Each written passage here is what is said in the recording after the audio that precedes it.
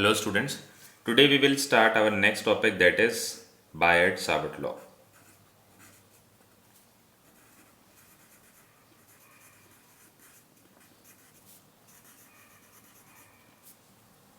अभी तक हमने चैप्टर में क्या कर लिया? अभी तक हमने चैप्टर में ये जान लिया कि जब एक चार्ज पार्टिकल मैग्नेटिक फील्ड में मूव करता है तो वो किस तरह का फोर्स एक्सपीरियंस करता है। और उससे हमने क्या करा, उससे हमने उसका पाथ स्टडी करा, उसका टाइम पीरियड हमने कैलकुलेट करा। टाइम पीरियड जब हमने कैलकुलेट करा तो बड़ी इंटरेस्टिंग चीज़ सामने आई कि जो टाइम पीरियड है वो वेलोसिटी और रेडियस पर डिपेंड ही नहीं कर रहा।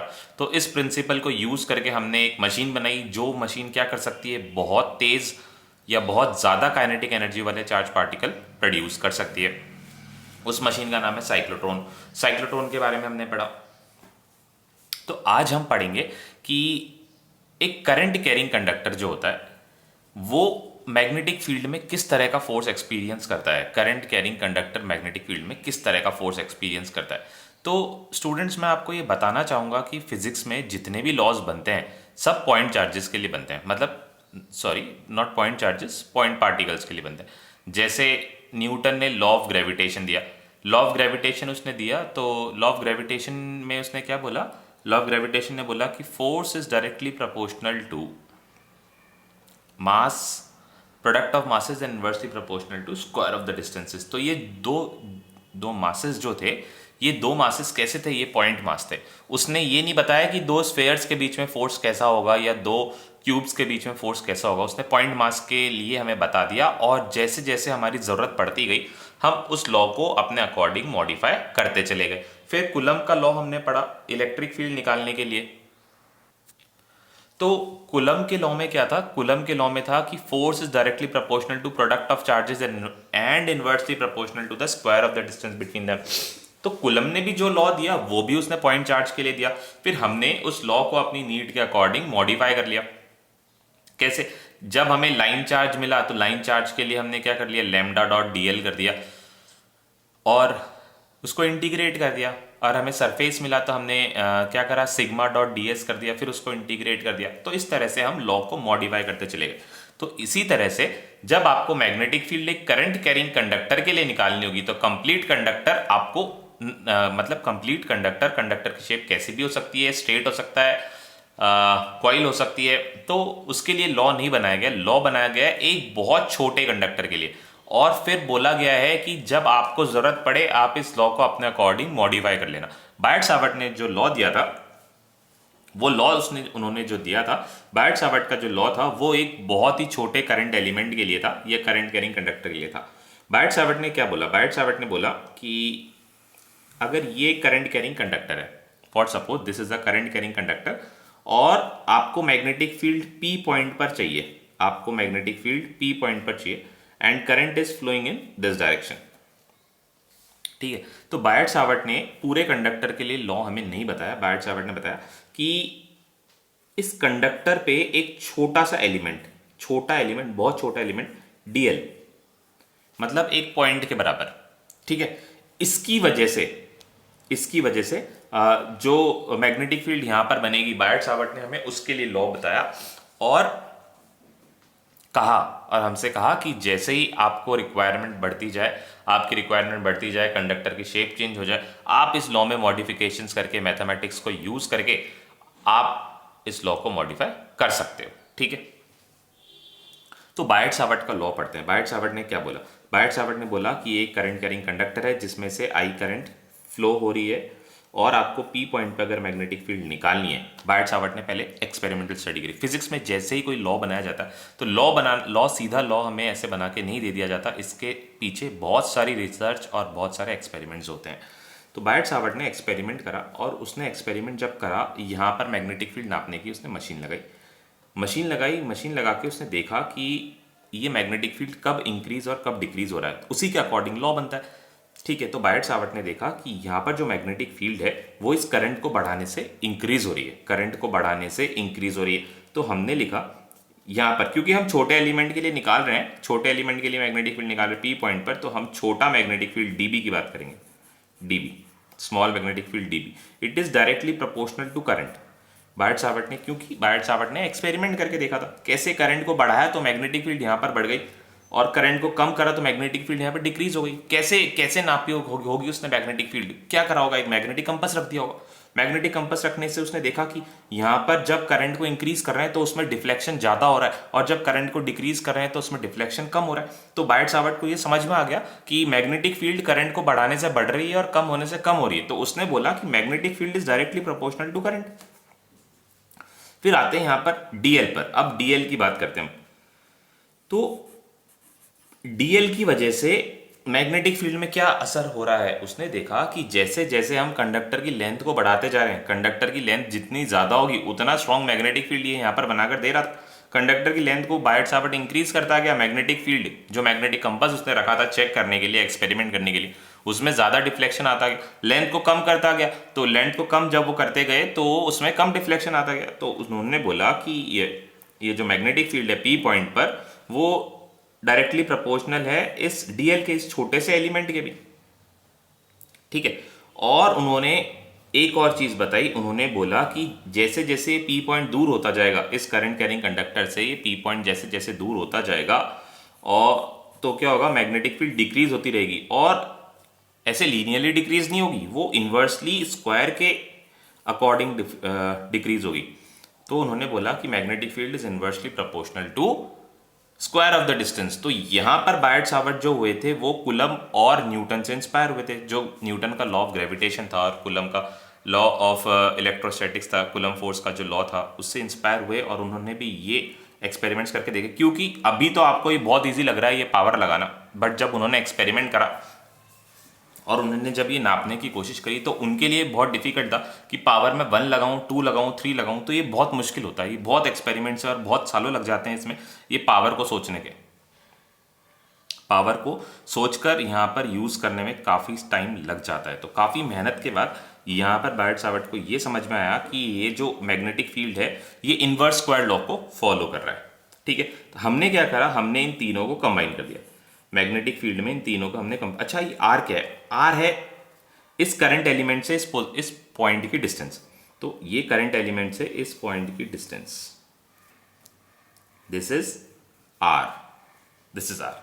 तो जैसे जैसे ये डिस्टेंस बढ़ता जा रहा है मैग्नेटिक फील्ड वीक और वीक होती जा रही है। तो हमने क्या करा, हमने इन तीनों को कंपेयर कर दिया, कंपेयर किया, हाँ सॉरी, इन तीनों को कंपेयर करा हमने, तीनों इक्वेशंस को, और हमने एक कंक्लूजन निकाला जो मैग्नेटिक फील्ड है वो डायरेक्टली प्रोपोर्शनल है I D L upon R square के। ये जो चीज है आई डी एल, ये आई डी एल कहलाता है करंट एलिमेंट।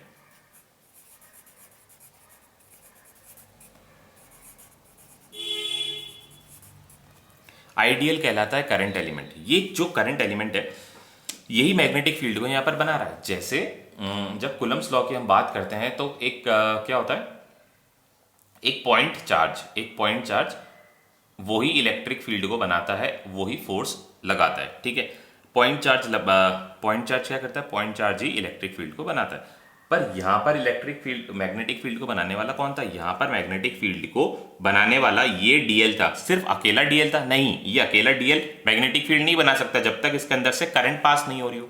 ठीक है, तो जो छोटा एलिमेंट उसने लिया, जो छोटा एलिमेंट जिसमें करंट फ्लो हो रही थी, वो छोटा एलिमेंट, ये वायर का बहुत छोटा सा हिस्सा जिसमें करंट फ्लो हो रही थी, इस छोटे से एलिमेंट को जब वो उसके अंदर करंट थी उन्होंने उसको क्या बोला, करंट एलिमेंट। ठीक है, तो इलेक्ट्रिक फील्ड बनाने वाला कौन, इलेक्ट्रिक फील्ड बनाने वाला है पॉइंट चार्ज, कुलम के अकॉर्डिंग, कुलम्स लॉ के अकॉर्डिंग। न्यूटन के अकॉर्डिंग ग्रेविटेशनल फील्ड बनाने वाला कौन है, पॉइंट मास। और बायट सावर्ट के अकॉर्डिंग मैग्नेटिक फील्ड बनाने वाला कौन है, ये छोटा एलिमेंट डीएल, अकेला नहीं, करंट के साथ। तो हम उसको क्या बोलते हैं, छोटा element DL with current is called current element. ठीक है, this is called current element. ठीक है, अब ये तीनों रिजल्ट्स बायट सावर्ट ने नोट करवा दिए और हमने देखा कि magnetic field is directly proportional to current element and inversely proportional to square of the distance between them. अब यहां पर एक छोटा सा ट्विस्ट और है, जब बायट सावर्ट ने और एक्सपेरिमेंट्स करे, उन्होंने देखा ये जो डीएल है और ये पी पॉइंट है, ये P पॉइंट, ये मान लीजिए यहाँ से यहाँ तक की जो डिस्टेंस है वो 10 है।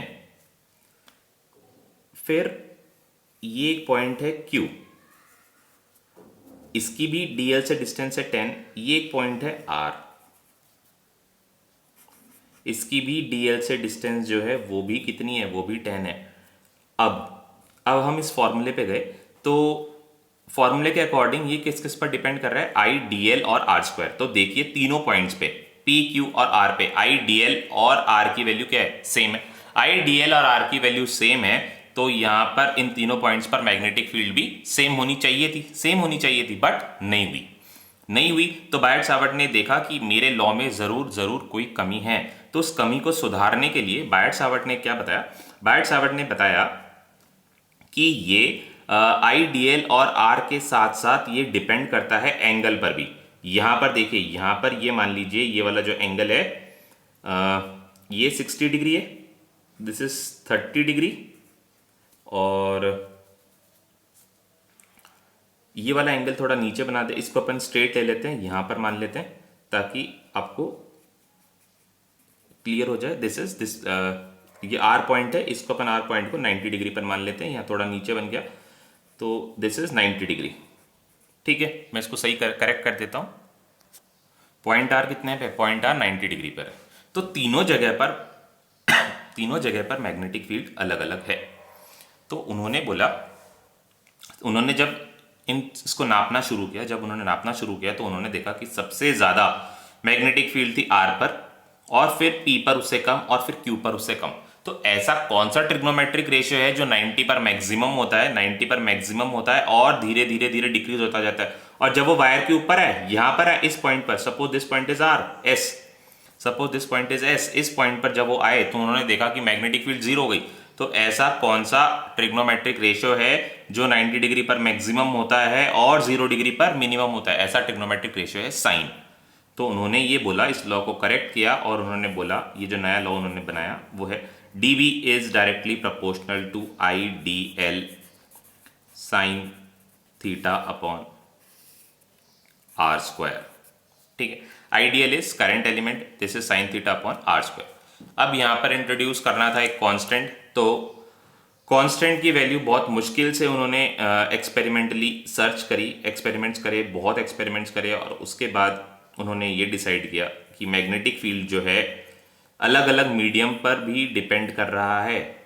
कौन से मीडियम पर ये करंट कैरिंग एलिमेंट रखा हुआ है उस मीडियम पर भी डिपेंड कर रहा है। तो मीडियम से रिलेटेड एक कांस्टेंट बनाना था, जैसे कुलम ने बनाया था। कुलम का कांस्टेंट क्या था, 1/4πε0, या फिर k, या फिर 9 × 10⁹, तीनों एक ही बात है। तो बायट सावर्ट का कांस्टेंट भी ऐसा ही होना चाहिए था, मीडियम पर डिपेंड करने वाला होना चाहिए था। तो बायट सावर्ट का जो कांस्टेंट था वैक्यूम के लिए जो उन्होंने बताया वो था μ0/4π।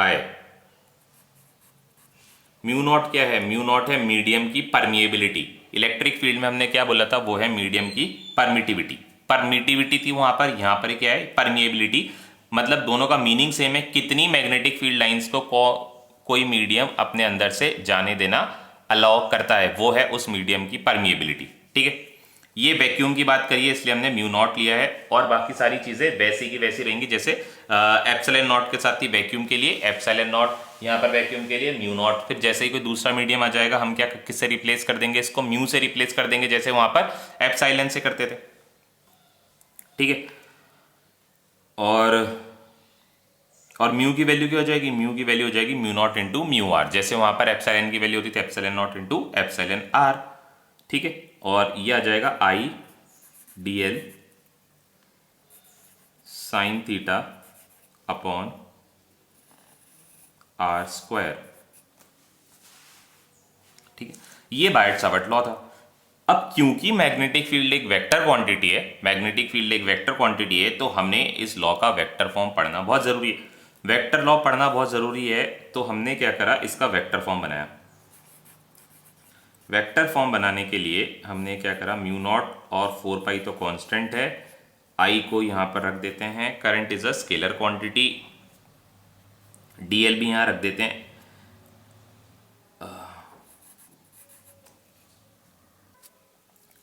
अब ये एक बात आप मेरे को बताइए कि जो साइन थीटा है किस किस के बीच में एंगल है, डीएल और आर के बीच में। ये डीएल और इस आर के बीच का एंगल, इसी को हमने क्या बोला है, इसी को हमने क्या बोला है, थीटा बोला है। ठीक है, साइन थीटा किस किस के बीच में एंगल है, डीएल और पोजीशन वेक्टर के बीच में एंगल है। तो यहां पर डीएल के साथ हम पोजीशन वेक्टर का क्रॉस प्रोडक्ट करते हैं आर।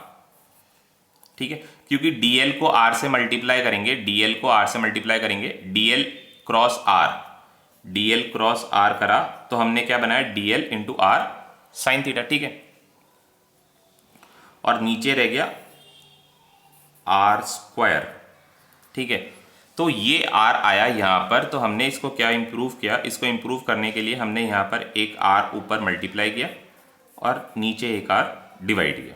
ठीक है, तो ये आर जब हमने मल्टीप्लाई किया ऊपर तो ये बन गया DL cross R. DL R sine theta था तो हमने उसको डीएल क्रॉस आर बना दिया वेक्टर फॉर्म में, और यहां पर ये आर स्क्वायर इंटू आर, ये क्या बन जाएगा, ये बन जाएगा आर क्यूब। ठीक है, आर क्यूब। ये समझ में आया आपको, क्योंकि हमारे पास यहाँ पर ऊपर एक आर की कमी थी, क्योंकि एंगल किसके, ये साइन थीटा एंगल जो था डीएल और आर के बीच में बन रहा था, तो आर की कमी थी, तो अपन ने ऊपर आर को मल्टीप्लाई किया तो डिवाइड भी करना पड़ेगा। अब ये DL into R sine theta था, तो वेक्टर फॉर्म में क्या लिखेंगे, डीएल क्रॉस आर। ठीक है, और ये जो आर स्क्वायर था इससे ये आर मल्टीप्लाई हो गया तो ये बन गया आर।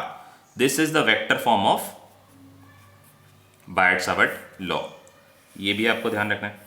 और अगर मान लीजिए यहाँ पर मीडियम चेंज हो जाता है, तो डीबी क्या हो जाएगा, डीबी हो जाएगा mu upon 4 pi I D L sine theta upon R square, where mu is equals to, mu की वैल्यू क्या होगी, म्यू इज इक्वल्स टू हो जाएगा mu not into mu R. Mu R is the relative permittivity of the medium, और ये mu not क्या है, permittivity of the vacuum. तो रिलेटिव परमिटिविटी जैसे हमने वहां पर, सॉरी परमिएबिलिटी, जैसे हमने वहां पर इलेक्ट्रिकल परमिटिविटी डिफाइन करी थी, रिलेटिव परमिटिविटी वहां पर हमने कैसे डिफाइन करी थी, एप्सिलॉन आर। एप्सिलॉन आर को हमने बोला था इट इज,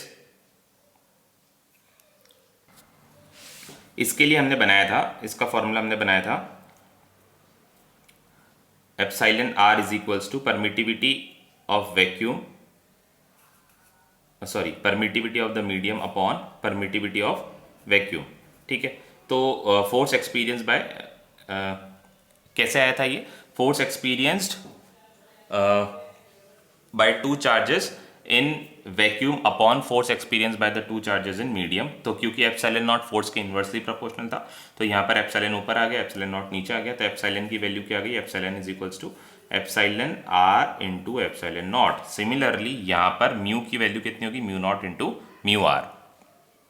ठीक है, तो this is all about Biot Savart law, this is all about Biot Savart law. अब हम बायट-सावर्ट लॉ को यूज करके, अच्छा एक चीज यहाँ पर रह गई कि यहाँ पर मैग्नेटिक फील्ड, हमने इसका वेक्टर फॉर्म बता दिया, बट इसकी डायरेक्शन को डिस्कस नहीं करा। इसकी एक बार डायरेक्शन डिस्कस कर लेते हैं, फिर अपन आगे प्रोसीड करते हैं। तो direction of the magnetic field, direction of the magnetic field, direction of the magnetic field.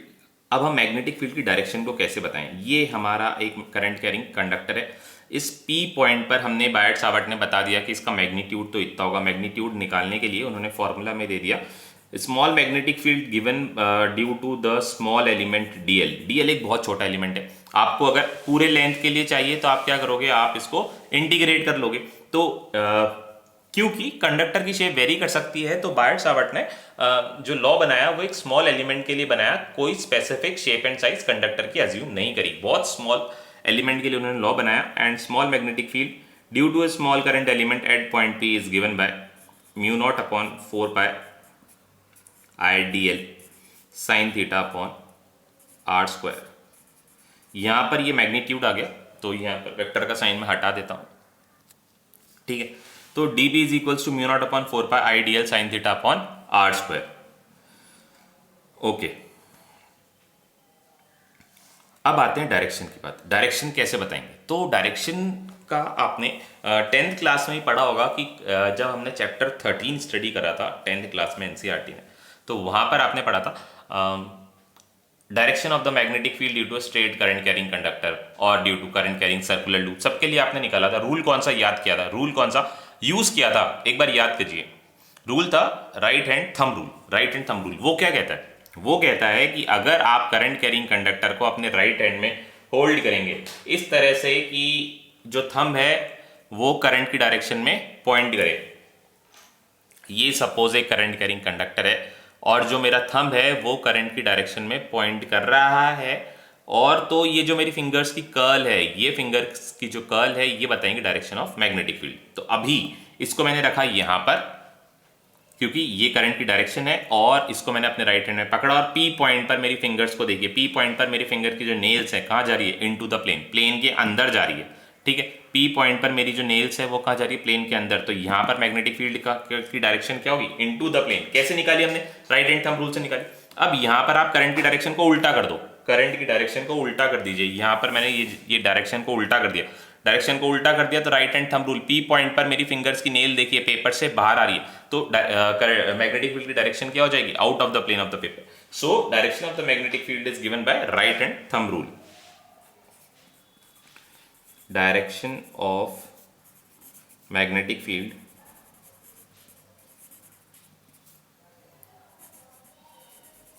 is given by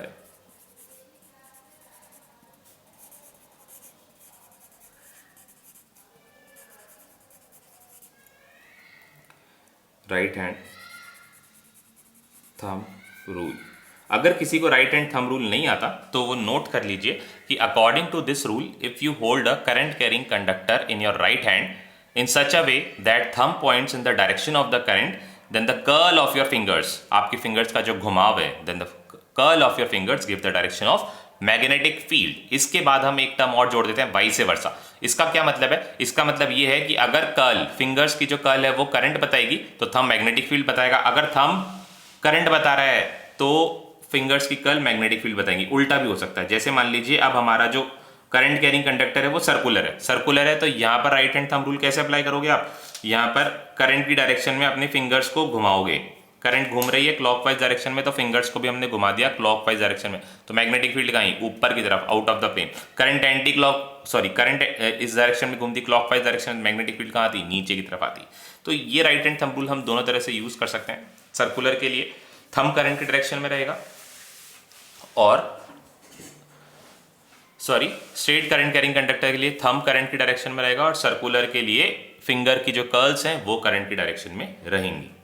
ठीक है, अब इस बायट सावर्ट लॉ को हमने पढ़ दिया, पर हमें जो कंडक्टर मिलते हैं वो करंट एलिमेंट नहीं होते, इतने छोटे छोटे कंडक्टर्स हमें नहीं मिलते। हमें जो कंडक्टर्स मिलते हैं वो या तो एक करंट कैरिंग स्ट्रेट कंडक्टर होता है या फिर वो होते सर्कुलर कॉइल, हमारे एसी के अंदर लगी हुई कॉइल, हमारे फ्रिज में लगी हुई कॉइल, फैन में लगी हुई कॉइल, ट्यूबलाइट में लगी हुई कॉइल। तो उनकी वजह से मैग्नेटिक फील्ड कैसे होती है, तो अब हम इसके एप्लीकेशंस कर लेते हैं, बायट सावर्ट लॉ के एप्लीकेशन। तो हमारा नेक्स्ट टॉपिक है एप्लीकेशन ऑफ बायट सावर्ट लॉ, और सबसे पहले हम मैग्नेटिक फील्ड निकालेंगे करंट कैरिंग कॉइल की वजह से उसके सेंटर पर। किसके लिए? करंट कैरिंग कॉइल की वजह से उसके सेंटर पर। Magnetic field due to current carrying element, sorry current carrying circular coil होना चाहिए, current carrying circular coil at its centre, current carrying circular coil at its centre. तो अब से हम इतना लंबा नाम नहीं लिखेंगे, करंट कैरिंग सर्कुलर कॉइल सबका इनिशियल उठा लेंगे, सी सी सी एंड सी। तो करंट कैरिंग सर्कुलर कॉइल को हम क्या लिखेंगे? 4 times C. This is the abbreviation for current carrying circular coil. Exam में यूज मत करना क्योंकि हमें बार बार इतना लंबा लिखना पड़ेगा, उसके लिए हमने इसका एब्रीविएशन, अब हम नेक्स्ट टाइम से इसका एब्रीविएशन यूज करेंगे, काफी बार यूज होगा ये, तो उसका एब्रीविएशन यूज करेंगे। 4 टाइम्स सी मतलब करंट कैरिंग सर्कुलर कॉइल। ठीक है, अब हम करंट कैरिंग सर्कुलर कॉइल के लिए उसके सेंटर पर मैग्नेटिक फील्ड कैलकुलेट करते हैं। चलिए, तो सबसे पहले करंट कैरिंग सर्कुलर कॉइल बनाते हैं। ये हमने करंट कैरिंग सर्कुलर कॉइल बनाई, करंट की डायरेक्शन इसमें ये डायरेक्शन आप ले लीजिए करंट की, और सेंटर पर आपको मैग्नेटिक फील्ड कैलकुलेट करनी है। But current carrying circular coil के लिए बायट सावर्ट ने हमें कोई फॉर्मूला नहीं दिया, उन्होंने बताया था करंट कैरिंग एलिमेंट के लिए। तो ये करंट कैरिंग एलिमेंट हो गया, एक छोटा सा एलिमेंट और रेडियस के बीच में, क्योंकि सेंटर पर है, सेंटर पर अगर ये है तो डिस्टेंस हमेशा करंट कैरिंग एलिमेंट का कहीं पर भी आप अज्यूम कर लो वो क्या रहेगा? वो r ही रहेगा। r is the distance. कौन सा distance? Position vector. Position vector है जितने डिस्टेंस पर करंट कैरिंग एलिमेंट से आपको मैग्नेटिक फील्ड निकालनी है, वो डिस्टेंस क्या है? आर। और हमेशा हमेशा देखिए टेंजेंट और रेडियस के बीच में एंगल कितना रहता है? 90 डिग्री। तो इसके बीच में हमेशा एंगल कितना रहेगा? 90 डिग्री रहेगा। चाहे ये करंट कैरिंग एलिमेंट यहाँ पर हो तो भी एंगल 90 रहेगा, ये करंट कैरिंग एलिमेंट यहाँ पर हो तो भी एंगल 90 रहेगा, क्योंकि टेंजेंट और रेडियस के बीच में हमेशा एंगल कितना रहता है? हमेशा एंगल 90 डिग्री ही रहता है।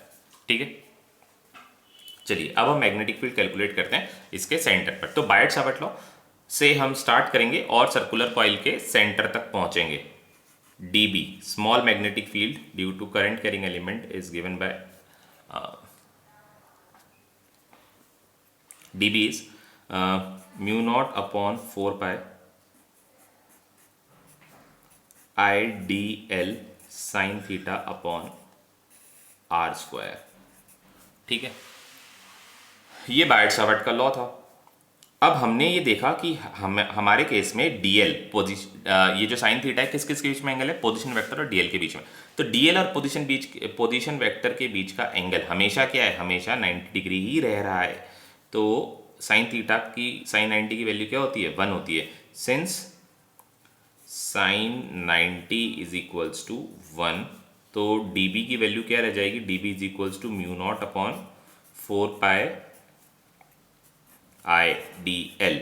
अब बायट सावर्ट ने क्या बोला था कि मेरा लॉ तो आप यूज कर लेना, फिर उसके बाद जैसे भी आपका कंडक्टर का लेंथ हो उसके अकॉर्डिंग छोटी छोटी लेंथ को ऐड करते जाना और टोटल लेंथ निकाल लेना। तो ऐसी छोटी छोटी लेंथ्स को ऐड करने के लिए हम क्या करते हैं? हम इंटीग्रेशन करते हैं। तो दोनों तरफ इंटीग्रेशन कर देते हैं। dB का integration is equals to mu not upon 4 pi I into integration of dl। तो dB का इंटीग्रेशन हो गया b, मैग्नेटिक फील्ड आ गया यहाँ पर किसके लिए? सेंटर के लिए। ये आ गया mu not upon 4 pi into I. अब dl की वैल्यू क्या होगी? dl की वैल्यू क्या होगी? dl की वैल्यू होगी इस सर्कल के पेरीमीटर के इक्वल। और सर्कल का पेरीमीटर क्या होता है? सर्कल का सर्कमफेरेंस, जो कि क्या होता है? जो कि होता है 2 पाई आर। तो integration of dl will be, dl को जब आप इंटीग्रेट करोगे छोटी छोटी छोटी लेंथ को, सारी लेंथ को आप ऐड कर दोगे तो आंसर क्या आएगा? आंसर आएगा 2 pi R equal to the circumference of the circle. अच्छा, यहाँ पर आर स्क्वायर हम लिखना भूल गए। यहाँ पे आर स्क्वायर मैं एड अप कर देता हूँ। ये आर स्क्वायर आ गया। आर स्क्वायर का भी कांस्टेंट है, इसलिए हमने उसका भी इंटीग्रेशन नहीं किया है। तो ये आ गया b, क्योंकि रेडियस तो हर जगह सेम ही है, चाहे आप कहीं पर भी dl अज्यूम कर लीजिए। i upon R square multiplied by 2 pi R. R से आर कैंसिल हो गया, पाई से पाई कैंसिल हो गया और 2 से 2 कैंसिल हो गया। तो क्या बचेगा? Magnetic field is given by b is equals to mu not upon 2 mu not i upon 2 r। This is the magnetic field due to a current carrying coil at its centre. Centre पर magnetic field कितनी आई? Mu not i upon 2r के बराबर। अब अगर ये coil कुछ इस तरह की होती, मतलब ये आधी होती है कॉइल, अगर ये कॉइल आधी होती तो dl की वैल्यू क्या होती? dl हो जाता, इंटीग्रेशन जब आप करते तो dl हो जाता पाई आर के इक्वल। पाई आर के इक्वल हो जाता ना dl, क्योंकि पूरे सर्कल के लिए क्या था? 2 पाई आर। तो आधे सर्कल के लिए क्या होगा? पाई आर। तो यहाँ पर मैग्नेटिक फील्ड कितना हो जाता? सेमी सर्कल के लिए, सेमी सर्कल के लिए हो जाता ये mu not upon 4 pi I upon R square. और dl की वैल्यू क्या रखते हैं हम? पाई आर रख देते। तो पाई से पाई कैंसिल हो जाता और आर से आर। तो मैग्नेटिक फील्ड कितनी आ जाती? ये स्मॉल मैग्नेटिक फील्ड है। टोटल मैग्नेटिक फील्ड निकालने के लिए हम क्या करते हैं? b लिख देते हैं इसको। b इज इक्वल्स टू, क्योंकि यहाँ पर मैंने ऑलरेडी इंटीग्रेटेड वैल्यू लिख दी है तो मैंने इसको b लिख दिया है। तो ये बन जाएगा mu not i upon 4r। ठीक है, अगर क्वार्टर सर्कल होता, सिर्फ 1/4 सर्कल होता, इतना सा सर्कल होता, तो क्या करते आप? ये क्वार्टर होता तो, सिर्फ ये इतना सा सर्कल होता तो क्या करते? तो अब आप क्या करते? इसका 2 पाई आर का 1/4 ले लेते, मतलब pi R upon 2। Pi R upon 2 ले लेते तो ये बन जाता mu not I upon 4 pi R square था। और dl की वैल्यू क्या हो जाएगी इस केस में? dl की वैल्यू हो जाएगी पाई आर अपॉन 2, क्योंकि पूरा सर्कल के लिए 2 पाई आर था, आधे सर्कल के लिए हो गया पाई आर, अब आधे के आधे के लिए कितना हो जाएगा पाई आर अपॉन 2, तो पाई से पाई कैंसिल, आर से आर कैंसिल, तो ये हो गया mu not I upon 4 to 8 R. ठीक है, और जनरली अगर हम बात करें, जनरली किसी आर्क के लिए, कोई भी आर्क के लिए कितना हो जाएगा डीएल, जैसे मान लीजिए ये एक आर्क निकालने के लिए आपको पता होना चाहिए कि आर्क सेंटर पे कितना एंगल बना रहा है। जैसे मान लीजिए ये एक आर्क है और ये सेंटर पर थीटा एंगल बना रहा है, this is the radius of the circle R. ये करंट नहीं है, करंट तो यहीं पर है, और ये रेडियस है सर्कल का, यहां पर एरो नहीं बनाना चाहिए था मुझे, this is radius of the circle. अब इसके लिए डीएल की वैल्यू कितनी हो जाएगी, इसके लिए डीएल हो जाएगा, डीएल इज इक्वल्स टू कितना होता है डीएल, डीएल हमें चाहिए इंटीग्रेशन ऑफ किसका इंटीग्रेशन कर, sorry DL is equals to DL, ये इस कंडक्टर की, ये तो डीएल तो छोटा सा है करंट एलिमेंट है, हमें चाहिए total length of the arc, तो डीएल नहीं आर की वैल्यू हम निकालेंगे, सॉरी डीएल नहीं एल की वैल्यू हम निकालेंगे किसी आर्क के लिए, लेंथ ऑफ द आर्क, क्योंकि कंप्लीट सर्कल के लिए क्या था 2 पाई आर, आधे सर्कल के लिए हमने देखा पाई आर है, ये डीएल नहीं है, दिस इज एल, गलती से लिख दिया है, दिस इज एल, यहां पर एल की वैल्यू हो गई पाई आर, यहां पर जब आपने इंटीग्रेट किया, इंटीग्रेट करने डीएल को इंटीग्रेट करोगे तो एल हो जाएगा, एल की वैल्यू पाई आर, यहां पर एल की वैल्यू हो गई पाई आर अपॉन 2 क्वार्टर सर्कल के लिए। यहां पर एक रैंडम आर्क हमें दिया हुआ है, ना तो ये हाफ है ना ये क्वार्टर है, तो इसके लिए theta is equals to arc upon radius हमने फॉर्मूला पढ़ा है, थीटा इज इक्वल्स टू हमने क्या पढ़ा है, theta is equals to arc upon radius, ये हमने पढ़ा है, तो आर्क की वैल्यू क्या हो जाएगी, arc is equals to theta into radius, तो यहां पर हमारा रेडियस है आर और एंगल कितना है थीटा, तो आर कितना हो जाएगा थीटा इंटू आर, ये हो जाएगी किसकी वैल्यू, आर्क की वैल्यू हो जाएगी, तो एल की ये वाली वैल्यू हम फॉर्मूले में पुट कर देंगे, तो magnetic field will be mu not upon 4 pi I, और डीएल की जगह हम क्या रख देंगे R theta upon R square, तो जब आप यहां पर आर स्क्वायर रखेंगे तो ये फॉर्मूला बन जाएगा mu not upon 4 pi I, R से आर कैंसिल हो गया, तो आपको नीचे क्या रह जाएगा, नीचे आर रह जाएगा। ठीक है, तो this is magnetic field for a arc. ठीक है, तो ये हमने कुछ स्पेशल केसेस भी डिस्कस कर लिए करंट कैरिंग सर्कुलर कॉइल के लिए। कल हम इसकी और एप्लीकेशंस पढ़ेंगे, आज हम इतना ही कर रहे हैं। आज हमने क्या क्या पढ़ा, बायट-सावर्ट लॉ पढ़ा, और बायट-सावर्ट लॉ की एक एप्लीकेशन हमने स्टार्ट करी है। कल हम पढ़ेंगे कि दूसरा शेप कंडक्टर का क्या अज्यूम कर सकते हो आप, दूसरा शेप का कंडक्टर का अज्यूम कर सकते हैं हम स्ट्रेट करंट कैरिंग कंडक्टर। तो कल हम निकालेंगे कि स्ट्रेट करंट कैरिंग कंडक्टर की वजह से मैग्नेटिक फील्ड कितना होता है और उसकी डायरेक्शन कैसे होती है। अच्छा, इसकी डायरेक्शन रह गई, डायरेक्शन कैसे निकालोगे आप इसकी डायरेक्शन निकालने के लिए आप क्या करोगे, करंट की डायरेक्शन देखिए, current is flowing in anti clockwise direction, तो फिंगर्स को कहां घुमाना है, एंटी क्लॉकवाइज डायरेक्शन में घुमाना है, तो ये थंब आ गया मैग्नेटिक फील्ड की डायरेक्शन में, मैग्नेटिक फील्ड की डायरेक्शन में थंब आ गया, तो इसका डायरेक्शन हम लिख देते हैं। अब मैग्नेटिक फील्ड आ गया ऊपर, कॉपी के बाहर आ रही है, देखिए कॉपी के बाहर आ रही है, मतलब आपको एरो का क्या दिख रहा है, एरो का आपको हेड दिख रहा है। हेड दिखाने के लिए हम क्या करते हैं, हेड दिखाने के लिए हम डॉट बनाते हैं, जैसे टेल दिखाने के लिए क्रॉस बना रहे थे, हेड दिखाएंगे हम किससे, डॉट से, तो डॉट का मतलब है magnetic field is coming out of the plane. ठीक है, तो आज हम इतना ही कर रहे हैं, कल करेंगे हम magnetic field due to straight current carrying conductor.